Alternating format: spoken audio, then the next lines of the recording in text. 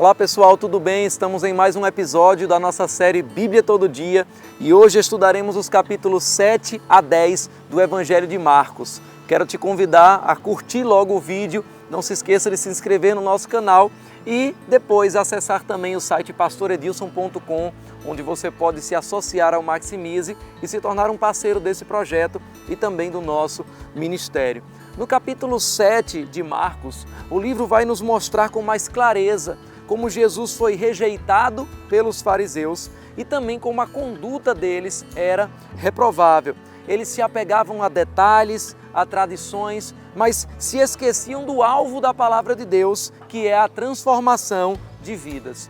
Os versículos 6 a 9 do capítulo 7 afirmam: Ele respondeu: Bem profetizou Isaías acerca de vocês, hipócritas, como está escrito: Esse povo me honra com os lábios, mas o seu coração está longe de mim. Em vão me adoram, seus ensinamentos não passam de regras ensinadas por homens. Vocês negligenciam os mandamentos de Deus e se apegam às tradições dos homens. E disse-lhes: Vocês estão sempre encontrando uma boa maneira de pôr de lado os mandamentos de Deus a fim de obedecerem às suas tradições. Eles criavam tradições e desculpas para não praticar exatamente o que a Bíblia dizia. Por isso, o versículo 13 afirma: Assim, vocês anulam a palavra de Deus por meio da tradição que vocês mesmos transmitiram e fazem muitas coisas como essa. Não crie desculpas ou justificativas para não praticar a palavra de Deus no seu dia a dia, no seu cotidiano.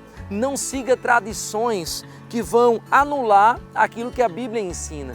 A Bíblia, a palavra de Deus, deve ser sempre a nossa autoridade máxima com respeito àquilo que cremos, que pensamos, que falamos e que fazemos.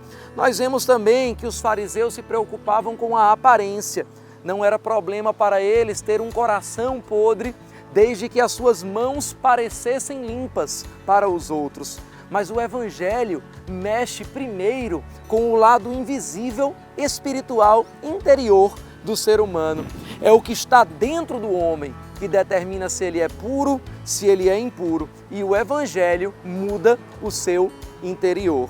A Bíblia diz no capítulo 7, versículos 14 a 15, Jesus chamou novamente a multidão para junto de si e disse: Ouçam-me todos e entendam isso. Não há nada fora do homem que, nele entrando, possa torná-lo impuro. Ao contrário, o que sai do homem é o que o torna impuro.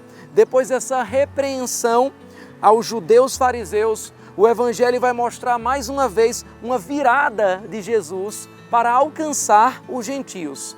A cura de uma mulher ciro-fenícia e a multiplicação dos pães próximo a Decápolis, uma região dos gentios. Mas os capítulos 8 a 10 vão mostrar o centro do Evangelho de Marcos e as conversas mais profundas de Jesus com os seus discípulos antes de ir a Jerusalém e de passar pela cruz. Quando pergunta aos discípulos acerca de sua identidade, finalmente Pedro, por revelação, entende e afirma que Jesus era o Cristo, o Messias. Mas na cabeça de Pedro, como na de muitos discípulos, como veremos, isso significava apenas que, naquele momento, Jesus iria trazer um reino de conforto para eles, ou talvez que Jesus iria dominar sobre o Império Romano, ou mesmo que aqueles discípulos seguindo Jesus, o Rei Messias, teriam uma posição privilegiada naquele tempo por estarem com ele. É nesse momento que Jesus então começa a ensinar que precisaria sofrer, morrer numa cruz, e isso certamente deixou os discípulos muito confusos. A Bíblia afirma no capítulo 8, versículo 31. Então ele começou a ensinar-lhes que era necessário que o Filho do Homem sofresse muitas coisas e fosse rejeitado pelos líderes religiosos, pelos chefes dos sacerdotes e pelos mestres da lei, fosse morto e 3 dias depois ressuscitasse. Isso parecia tão absurdo que o próprio Pedro interrompe Jesus e diz que não permitiria que isso acontecesse. mas é duramente repreendido por Cristo. O capítulo 9, então, descreve a transfiguração de Jesus. Assim como Moisés e Elias viram a glória de Deus no Sinai, agora também Jesus, inclusive com o testemunho desses dois, manifestava a mesma glória, dando a entender que Jesus e Deus são um só. Aquele que vê Jesus, via o próprio Deus. Percebemos nos diálogos que se seguem que a mente dos discípulos ainda estava num reino terreno, num reino imediato, na euforia de descobrirem que Jesus era o Cristo e na euforia de pensar o que eles ganhariam com isso.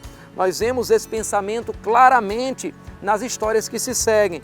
Uma discussão sobre qual deles seria o maior, depois uma tentativa de inibir que outros pregassem sobre Jesus sem a autorização deles, depois uma tentativa de inibir que as crianças perturbassem de alguma forma esse rei Jesus Cristo. Depois nós vemos um questionamento sobre o que eles iriam ganhar por ter abandonado tudo para seguir Jesus. E vemos até mesmo um pedido direto de Tiago e João para se assentarem à direita e à esquerda no trono de Jesus. Eles ainda iriam entender a verdadeira mensagem do Evangelho e Jesus os esclarece. No capítulo 10, versículos 42 a 45, a Bíblia diz: Jesus os chamou e disse: vocês sabem que aqueles que são considerados governantes das nações as dominam e as pessoas importantes exercem poder sobre elas. Não será assim entre vocês.